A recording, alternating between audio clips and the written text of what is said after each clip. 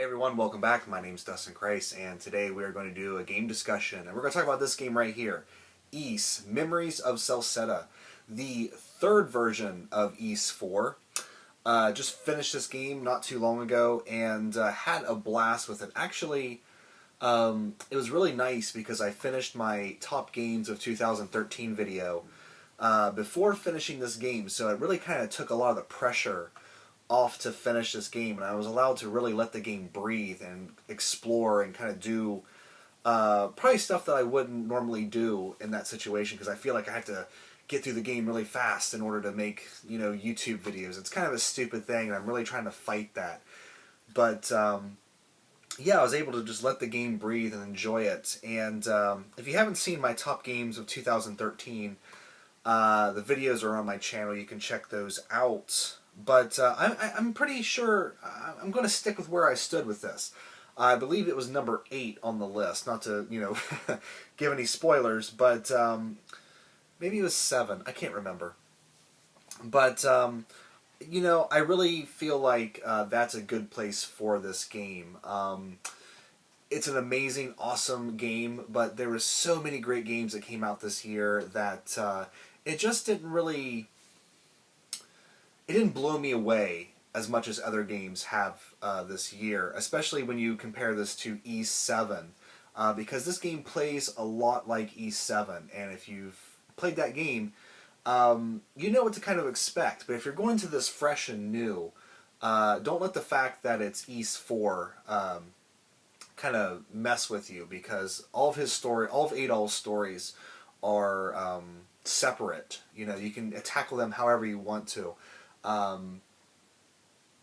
But yeah, just after playing Ys 7, the similar gameplay styles, it just didn't blow me away as much as other games have. That being said, it's still an awesome, amazing game. And, the Vita library is really starting to come together. And I'm really happy, especially with a lot of games that are going to be coming out in 2014 for it. It really feels like that system is starting to get some legs underneath of it. And this is definitely one of those games that will add to it.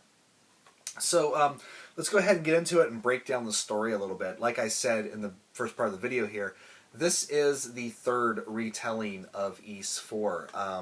There was Ys 4 Dawn of Ys on the PC Engine, and then there was Ys 4 Mask of the Sun on the Super Famicom. And neither of those got released over here in the States, and they've only been fan translated. I played the fan translation of Dawn of Ys sometime last year in 2012. I can't remember exactly when it was, but it's been a while since I've played this, so it's kind of nice to almost approach this game in a fresh way. I haven't played Mask of the Sun yet. I have the ROM on my computer with the English patch, and I have the Super Famicom game sitting over there as well, so I can play that sometime too. But, not really remembering a lot of the storyline from Dawn of Ys really kind of helped me out. I mean, I recognize characters. The sort of the big bads of the game are the same. The character of Eldil is the same. There's a lot of similarities, but this game also kind of goes into new areas as well, with new towns and, new party members. Because in the original game, it was just Adol by himself running around the forest. And in this game, you get, your party of additional 5 people. And, yeah, I found the storyline really, really awesome in that sort of that Ys way, where it's not like a big earth-shattering thing. It's like he goes to different... The world's kind of based on our world as it is. And I believe Celceta, if I remember correctly, I think Celceta is somewhere in, like, the Spain region of... Adol's world. The geography of the world is basically the same, and they kind of change the names around a little bit, like Rome is Rom, and things like that. But I completely lost my train of thought. Talking about the fucking world. But anyway, I know. I like how he just goes to these places, and it's like a little pocket adventure. Instead of like most RPGs, you traverse the entire world or several worlds. It's just a little corner of the world that Adol's in. And of course, it seems like every corner of the world has this huge earth-shattering myth or ancient civilization or ancient weapon or something that Adol has to stop. And this, of course, is the same kind of way. It's really going to be awesome to see where they take Ys from here. If we're actually going to get Ys 8 next, or if they're going to remake Ys 5. Either way, I'm okay, because just as long as they don't remake any of the games they've already, other than 5, because 5 has never been released.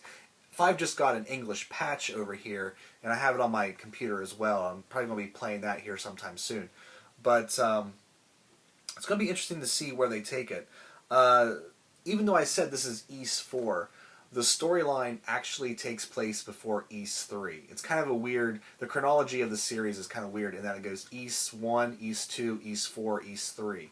And I'm not really sure why they did that, back in the day. I'm not, I guess it's to tell how Adol got from, was it Asteria to Felghana. And, Celceta is kind of the, or Dawn of Ys or Mask of the Sun, whatever one you want to prefer. It's kind of the bridge story. It tells how he gets there. But, yeah, a really fun storyline. If you've played an Ys game before, you kind of know how the storyline goes. Adol is a silent protagonist, except in one of the cool aspects of this storyline where Adol has lost his memories, and you have to travel around the world and kind of re-find his memories. And in those memories, Adol actually, you never hear his character actually speak, but it's Adol never really talks in like a dialogue format with the words on the bottom of the screen for you to read. So in these memories, he actually does talk, and it's kind of a weird thing because Adol's, like Link, is always a silent protagonist, except in these memories, which was kind of cool. The gameplay. If you've played Ys 7, you know exactly what you're getting into here. You have 6 characters in your party. There's 3 different attack types. There is Slash, Pierce, and Strike. The Slash is like Adol's sword. The Pierce is Durin's punch. Or no, I'm sorry. The Strike is Durin's punch. And the Pierce is Karna's knives. And there's 3 other characters as well. Cecilia is the Strike, Ozma is the Pierce, and I can never say her name. I want to say Frida. That might not even be right. Hers is also a Slash as well. And you'll run into certain enemy types that are weak or strong against them, and you have to switch between the party members in order to form an effective attack. Now, I found that I didn't really have to switch away from Adol all that much in this game. For some reason, he was leveling really well. I kept upgrading his swords. So Adol was, even when he was fighting a weapon that was weak to Slash, I was still able to do decent damage to that enemy. And then the other characters would make up for my slack.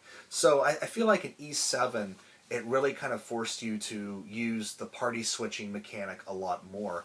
Whereas Celceta, I think they kind of listened to a little bit of the backlash because a lot of people were pissed off about that party system. They just want Adol to run around and do his own thing. They kind of backed it off, so if you want to play through the entire game as Adol, you can. So for people who were pissed off about that, there you go. You have what's called extra moves. You have skills to use. Each character has a different number of skills that they can learn. There's a lot of things in this game.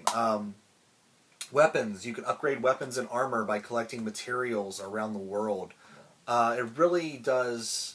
If you want to grind in this game, this is the kind of game that really rewards that because you can build some really awesome equipment, upgrade your swords and your shield, or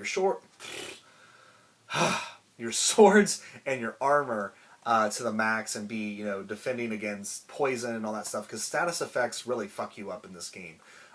Poison really sucks at the beginning of the game, and you're like, oh, this is terrible. There can't be anything worse than getting poisoned. And then later on you get burned, and burn lasts, a lot less than poison does, but it deals a lot more damage. Probably the worst one, though, I thought, was heavy, because it slows your characters down, and it just makes their running speed just awful, and if you don't have a way to heal that, then you're going to be really annoyed running around with those characters. But, what else is there? You got the memories that you have to find. Each character. Oh, I should say this. Each character has like a special ability that they can do to interact with the environment. Adol's is that he can collect his memories back. Durin can unlock really hard locked chests. Like you'll see them; they look like metal chests, and he can just run up. You press the triangle button, he'll unlock it. And Karna will throw her knives to sort of slice platforms like hanging mushrooms. They'll fall down and form a bridge for you and stuff like that. So there is aspects that you have to switch between the characters, and it's not really that bad because all you have to do is press the O button and you switch between the three main characters. The bad part is when you have to go into the menu to switch to another character that's sort of in your on your bench. That's a little tedious. Sometimes the menus can be a little tedious in this game, but the best thing about the game is the touchscreen on the Vita, because instead of using your directional pad to select between different things, you can just touch on the screen what you want to do, and that really speeds the gameplay up quite a bit. I'm not a big proponent of touchscreen mechanics, but when it's used like that, it does speed the game up. The only bad part is you get fingerprints all over the Vita screen, and then you pause it to wipe the screen off, and then you start playing again, and you get more fingerprints. And if you're like me, it just bugs you that those fingerprints are there. But yeah, gameplay is tried and true Ys. Specifically, if you've played Ys 7, and if you liked Ys 7, you're going to love this. The game is not as long as Ys 7. For some reason, Ys 7 just felt like it was a incredibly long game. This one doesn't feel quite as long. It might actually be the same length. I really haven't booted up Ys 7 to remember what my final playtime was, but I think this was around 27 hours I spent into this. So it's a pretty lengthy handheld RPG. The graphics are really good, but for some reason I don't feel like we've really seen what the Vita can do.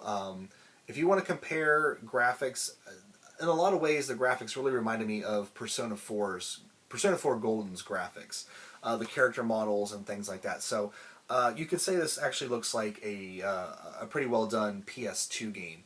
I don't know if it's because Falcom is kind of not a smaller company, but it doesn't seem like they focus on graphics as much as sort of other companies do. But maybe it's just because the library for the Vita is not, they're not really pushing anything quite yet. And but I really just feel like we haven't seen everything the Vita can do quite yet. But the graphics are really good. Yeah. I keep losing my train of thought. I don't know what's going on. Obviously, I'm getting rusty because I've taken some time off here. Not really time off, but I've just kind of been slowing down videos as 2013 approaches its end. Finally, the music in this game. And Ys is always one of those games that you want to buy the box set to get the soundtracks. And the soundtrack in this one doesn't disappoint because it collects music from the entirety of Ys's history. But the specific music in this, for a while, I really was not digging the music. I was like, it's good, but it's not as good as like other games.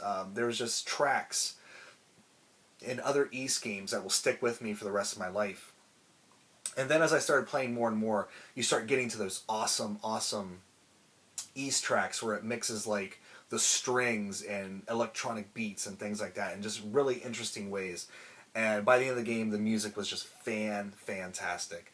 So, yeah, guys, I don't know what else to say. I'm going to keep this where it's at on the list. I'm not going to do like an addendum to the list and say, oh, no, actually, I like this a lot more. It really does fit on my personal list where it's at. But this is still one of the best games out there this year, especially if you're an RPG fan. If you're an RPG fan, you've probably already picked this up. If you have a Vita, I would definitely suggest trying this game out because it might be something, well, it's definitely something you'll be able to play on your Vita, but it might be something new that you might really enjoy. It might get you into this amazing series.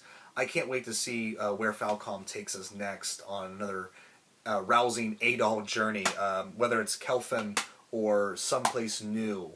The ending of the game kind of talks about the entire eastern which would be like Russia and Asia and things like that, as being unexplored because there hasn't been an East game yet going that direction. So it'll be really interesting to see where East goes from here, because it doesn't seem like Falcom is going to be slowing down, and they're really bringing East back in a big way, and I love that. And Xseed will continue to bring East games over here as long as they sail. They sail. God, videos are getting tough these days. I'm getting old. As long as the East games sell well, then Xseed will continue to bring them over, because that's why it's been such a long wait on second chapter, because it didn't sell that well originally, so they kind of couldn't put the full brunt of their resources into bringing out second chapter. So as long as these things keep flying off the shelves, we'll keep seeing them over here. So definitely support these guys, because they're bringing over games that we wouldn't get otherwise. We wouldn't. If it wasn't for Atlas or Xseed or, what is it, Axis, yeah, we wouldn't see a lot of these great Japanese games. So definitely support these guys, and don't just go out and download it off the PSN store, but don't pirate it. Anyway, guys, that's my discussion for East Memories of Celceta. Definitely one of the best Vita games out there. One of the best games this year, and just another rousing adventure of Adol. Had a blast with this, and can't wait for the next one. Although it'll probably be quite a wait. But I got East 5 on my computer to go back and play, so there we go. Anyway, I want to thank you guys so much for watching. Take care. I'll see you next time.